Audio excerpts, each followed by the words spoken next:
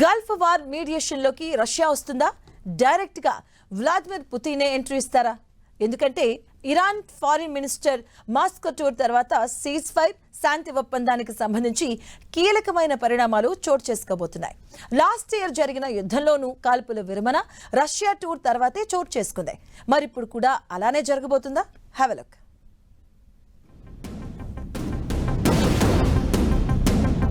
రష్యాలో Iran foreign minister అమెరికాకి no చెప్పి మాస్కో వెళ్లడమేంటి?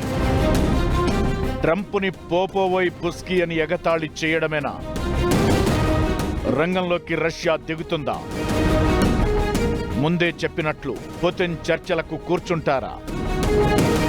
గల్ఫ్ వార్లో రెండో రౌండ్ చర్చలు లేకుండానే కాల్పుల విరమణ కొనసాగుతోంది. అయితే ఈ మధ్యలో ఇస్లామాబాద్కి వెళ్లిన ఇరాన్ విదేశాంగ మంత్రి అబ్బాస్ అరాగ్జీ మాస్కో పర్యటన కూడా ప్రాధాన్యత సంతరించుకుంది. గతేడాది జూన్లో ఇలానే అమెరికా, ఇజ్రాయెల్ సైన్యాలు ఇరాన్పై 12 రోజులు యుద్ధం చేశాయి. అప్పట్లోనూ ఇరాన్ విదేశాంగ మంత్రి రష్యాకి వెళ్లారు. ఆ తరువాతే అమెరికా, ఇజ్రాయెల్ వెనక్కి తగ్గాయి. మరి తాజా పర్యటన కూడా అదే రకంగా యుద్ధాన్ని ఆపేందుకు దోహదపడుతుందేమో చూడాలి.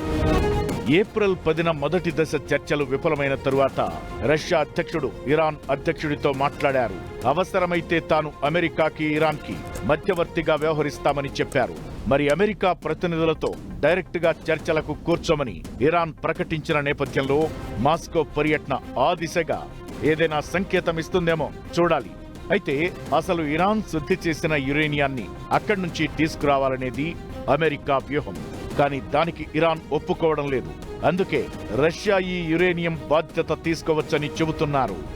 ఇరాన్ తయారు చేసిన అణ్వాయుధాలు కానీ, యురేనియాన్ని గాని తమ గడ్డపై సేఫ్ గా దాచి ఉంచుతామని రష్యా ఆఫర్ చేసిందంటున్నారు. అలాగైతే అటు అమెరికాకి, ఇటు ఇరాన్కి అభ్యంతరం లేదని కొందరి అభిప్రాయం. అయితే దీన్ని ట్రంప్ తోసిపుచ్చారని కూడా చెబుతున్నారు. ఇప్పటికే అణ్వస్త్ర దేశంగా ఉన్న రష్యా మరింత బలపడకూడదనేదే అమెరికా ఆలోచన కాగా, రష్యాకి ఇరాన్తో ఓ 20 ఏళ్ల పాటు రక్షణ, ఆర్థిక, సైనికపరమైన సాయం అందించే ఒప్పందం ఉంది. దాంట్లోనే రాజకీయపరమైన సహకారం కూడా అందించేలా 2025 జూన్లోనే ఓ ఒప్పందంపై 2 దేశాలు సంతకాలు చేశాయి. ఈ నేపథ్యంలో గల్ఫ్ వార్లో మాస్కో పాత్ర కీలకంగా మారనుందనే సంకేతాలు వస్తున్నాయి.